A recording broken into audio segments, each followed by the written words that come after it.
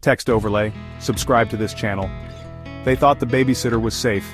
They were wrong. It was a warm summer evening in 1997, when the Harpers left their quiet little house in Willow Creek for a rare night out. They'd hired Emily Kane, 19, polite, church-going, the kind of babysitter every parent dreams of. Everyone in the neighborhood trusted her. But that night changed everything. At 8:47 p.m., Mrs. Harper called home just to check in. Emily picked up calm as ever and said the kids were asleep. Everything was fine. But across the street, Linda Morris saw Emily on the porch, pacing, talking to someone Linda couldn't see. Linda would later tell police she looked nervous, like she didn't want to be overheard. I thought maybe she was on the phone with a boyfriend. Then at 9:15, a black sedan appeared idling by the Harper's driveway. Police later ran the plates. It came back clean, but the car vanished before they could do anything about it. By 10:06, the Harpers returned home. The house was too quiet, Emily was gone, and so were both children. The front door unlocked, TV still on the kitchen counter, a half-finished glass of milk, and a note scribbled in red ink. Don't look for them.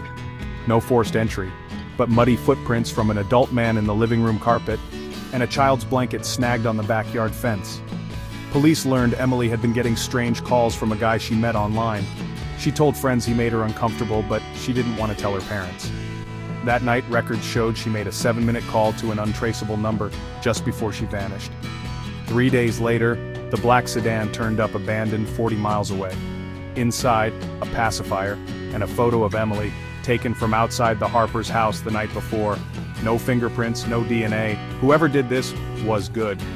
Months passed, no ransom, no sightings, until a truck stop clerk in Nevada saw a girl who looked just like Emily, with a man in a baseball cap. The clerk said she looked right at me, like she wanted to say something, but didn't. Surveillance confirmed it was her.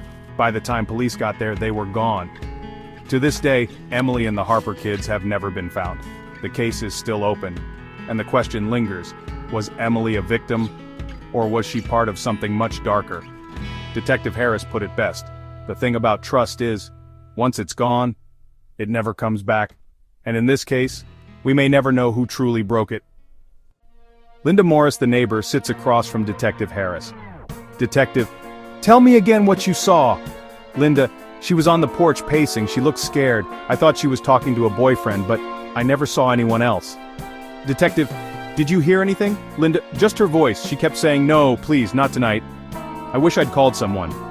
Detective: anything else? Linda: a car, black sedan, it was there, then gone. Detective: thank you, Linda. Insert transcript snippets. Officer radio chatter: no sign of forced entry. Footprints match adult male. Child's blanket found outside.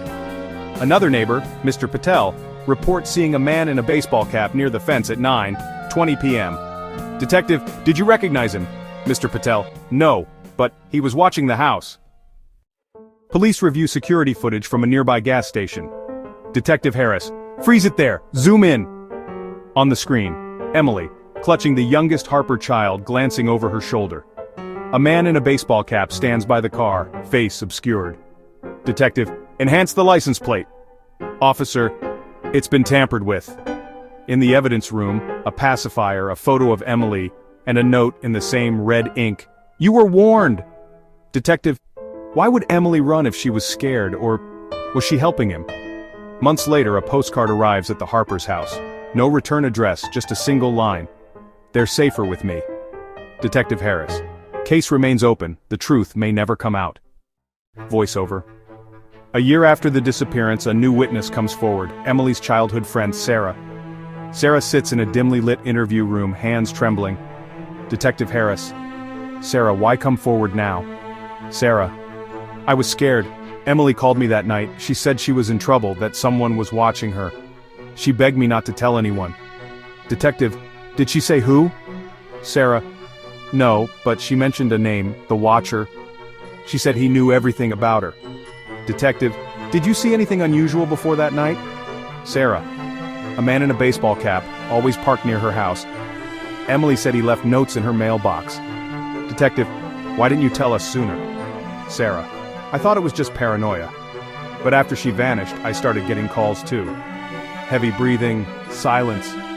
Detective: we'll need your phone records. Sarah nods, tears in her eyes. Detective: Thank you, Sarah. You may have just given us our first real lead. Voiceover. Months later, a breakthrough. DNA from the pacifier matches a man recently arrested in Nevada. Detective Harris and his team track him down. In a tense interrogation, the man confesses. Emily was trying to protect the kids. She made a deal with me, her freedom for their safety. Detective: Where are they now? The man: Safe, Emily's alive, she's been hiding, waiting for the right moment. Police raid a remote cabin. Inside, they find Emily and the Harper children, alive, scared, but unharmed. Emily breaks down, hugging the kids. Detective Harris: You did what you had to do. The Harpers reunite, tears streaming down their faces. The case is closed, but the scars remain. Detective Harris: Sometimes the truth is darker than the secret, but in the end, hope wins. Fade out on the family, together at last, as dawn breaks over Willow Creek. Even as the sun rises over Willow Creek, the wounds left by the ordeal run deep. Emily faces a storm of questions from the authorities and the public. She sits in a quiet interrogation room, her hands trembling as Detective Harris gently asks, "Why didn't you come forward sooner?" Emily's voice cracks. "I was afraid, not just for me but for the children. I didn't know who to trust anymore." The camera pans to the Harper children, now safe at home but haunted by nightmares. Their parents struggle to comfort them, realizing their family will never be the same. News crews swarm the small town, painting Emily as both a hero and a criminal. Detective Harris finds himself caught between duty and empathy, questioning the system that forced Emily into silence. In a quiet moment, Emily visits the children's bedroom, sitting beside them as they sleep. Tears fall as she whispers, "I promised I'd keep you safe. I'm so sorry for everything." The screen fades to black, the weight of trauma lingering, but a glimmer of hope remains. Weeks pass. Therapy sessions bring the Harper family and Emily together, facing their pain as a team. Detective Harris visits, bringing news. Emily's bravery has inspired changes in local law enforcement, new protocols to protect vulnerable families. The community, once divided, begins to rally around Emily and the Harpers. A candlelight vigil is held in the town square, neighbors standing side by side in support. Emily, once an outsider, is finally embraced. She finds work counseling other children, turning her pain into purpose. The Harper children, with time and love, begin to laugh again. Their parents, grateful beyond words, welcome Emily as family. Detective Harris watches from afar, a rare smile crossing his face. As the seasons change, Willow Creek heals, proving that even after the darkest nights, hope and love can light the way forward. Fade out on the family, hand in hand walking into a brighter future. Emily and the Harpers, now a united family, face the future with renewed strength and love. The end.